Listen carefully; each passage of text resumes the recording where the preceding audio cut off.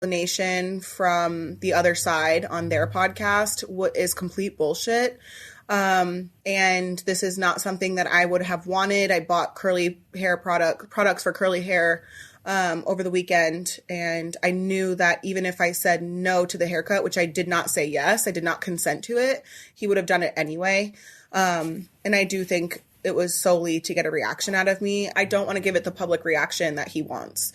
But I think it's okay to address something and not let it get you to a place of like giving a reaction, because this is something that's part of your life. This is something that other people can relate to. I'm sure that anybody who's listening has probably dealt with this. Some people have. I actually had a Great Clips scenario going on this week, so I feel like our life is a little bit in sync. You want me to start with my story about what happened? Yeah. Okay, so Will goes to Great Clips to get his hair cut, which totally fine. Anyone who's listening that goes to Great Clips, works at Great Clips, good for you. It's just Jackson has what's called a double crown. So his hair kind of grows in like a weird pattern. And forever it took me such a long time to find someone who specializes in double crown haircuts. And I take him to the barber shop, and the guy does such a great job. He's on a schedule. And I thought, wow, it's really nice to be able to find someone who knows how to cut Jackson's hair, but also someone that I can rely on. So if I'm taking Jackson to the haircut, then it's great. And if Will's taking him, it's great because this barber knows Jackson's hair. So Will had texted me and was like, I'm going to take Jackson to have his hair cut at Great Clips. And I'm like, all of this hard work that I've put into trying to like grow his hair out, and it's finally in a place that like we can manage it. Jackson can manage it. It's not like little sprigs sticking up all over the place at the top in the morning. Like we're really, working with some magic right now. And then, not my time, but I picked Jackson up from school on Tuesday because he had after school tutoring, and I just decided to go ahead and take him to get his hair cut because it did needed to be cut, but I took him to the barber to try to prevent the Great Clips cut. And I would just love to hear from other parents who have experienced this and how you navigate it, because when I was married, like this was never a question. Like this wasn't...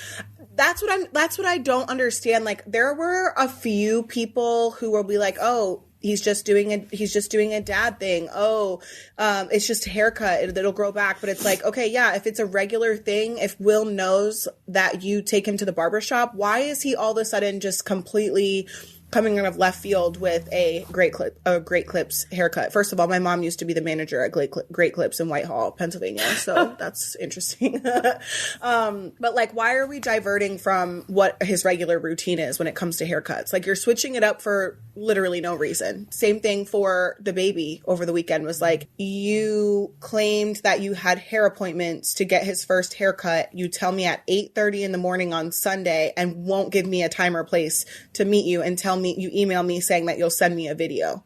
That's not how this works. And I hate when these dads are like, well, we just want to co-parent. Obviously not.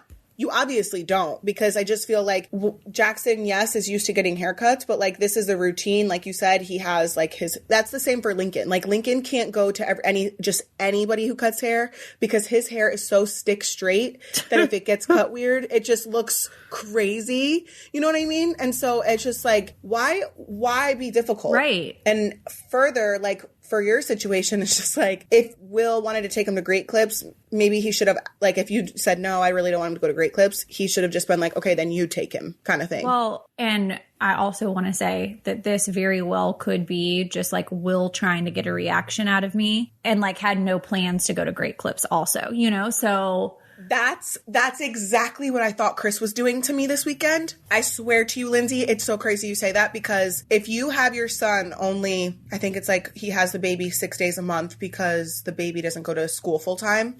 why are you texting me randomly on a Sunday morning at 8:30? Most barbershops were not open at that time. So I, honest to God, like, I really thought he texted me to get a reaction out of me versus to let me know what you were actually going to do. I didn't think he was going to do it. I thought he wanted me to react and then he wasn't going to do it because he did that to me on Saturday. Yeah. So that's probably like even worse because you thought, oh, this like really isn't happening. And then the next thing you know, you probably see like this picture, or I don't know how it went down. No, I didn't see a picture. I had emailed him and said, I'm on my way. Like, where am I going? I can go to your mom's. And he's like, that's when he emailed me back and said, I'll send you a video. So if I don't know where the barbershop is, yeah, I could wait outside your mom's house, but then are you going to call the cops for harassment? Like, that's the type of relationship that we have right now. And I don't know. And then I was like, okay, he's either trying to get a reaction out of me, or on the other hand, he is going to tell me, like, I'm going to drive all the way to Wilmington, which is an hour away. And this man didn't even take him to get a haircut. He did it himself. But this came off and I even said, like, just like where and when, because I knew if I said no, he was going to do it anyway. So then I thought after the fact, well, am I fucking crazy? Like, should I have said no? But then if I said no, he would have done it. Mind games. So this came off the heels of Saturday. Lux had a basketball game. Mind you, he lives an hour away. So the game was at 8:30 in the morning on Saturday. He emailed me at 7:22 a.m. and he said, we're not coming. I did not see the email at 7:30 in the morning. I checked my email once I got to the school for the basketball game, and I literally sat in my car and I shed like 2 tears, and I was like just the mind games. So I pull off, like I leave the parking lot, get a FaceTime from Lux, and he's like, Mom, I need my jersey. Oh, wow. Why did you email me at 7:30? The game's at 8:30. It takes you a literal hour to get from where you live to where I am. It takes you an hour to get there. So now I'm like, when I tell you my emotions were all over the fucking place, then he does the haircut thing the next day. So it's like, you didn't get the reaction that you wanted me out of that. I mean, I ended up staying for his game and stuff like that, but it's just like the emotional toll that it takes on you to just the games. I mean, even something as simple as like what you're describing with Will, it's like, you know that he goes to this barbershop. Why are you trying to divert from that? Like, you want a reaction? You want to piss me off? You want to take him away from his like routine and like whatever you guys have going on? Like, I don't understand it. I really don't. Well, and it would be played off, and I'm sure eventually when this is heard tomorrow, it'll be played off of, you can't take a joke, or like that was meant to be funny or whatever. And it's like, last time I checked, me joking with you ended back in July. So yeah, we don't really play jokes and tricks on each other anymore because I'm trying to effectively co-parent with you and do what's in the best interest for Jackson. And I'm sure you probably feel the same way with Lux and Creed. Like, you're trying to do what's in the best interest of the boys. And I just hope that it wasn't a traumatic experience for Creed getting his hair cut, because little children, some kids like Jackson used to be horrible at getting his haircuts.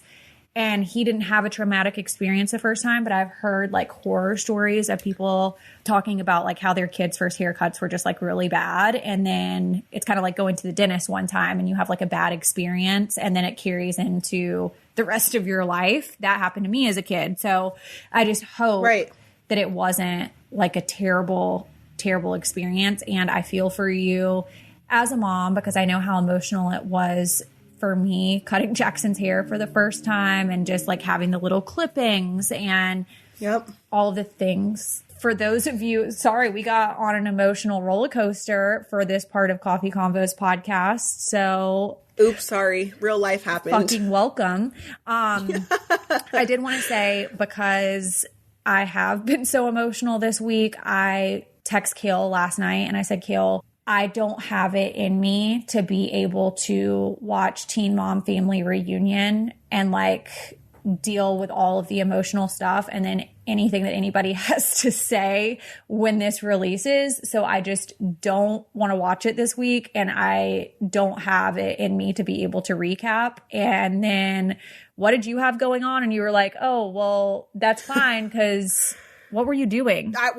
First of all, when you texted that to me, I was literally in the baby's room rocking him, and it was like 8:15, and I realized, oh shit, I didn't even turn it on. You probably felt relieved. Home at yeah, I was so fucking relieved. I was rocking the baby. It was like 8:15, and you texted me, and then I tweeted. I was like, when is there reruns? But realistically speaking, if you guys listen to Coffee Combos, you know I have to schedule my TV time, so I just don't see me catching up so I think we're just going to take this week off to recap, and we'll be back next week with the recap. Hopefully we're both in a better emotional place to be able to deal with the drama that unleashes on that show. I was like, I can't deal with any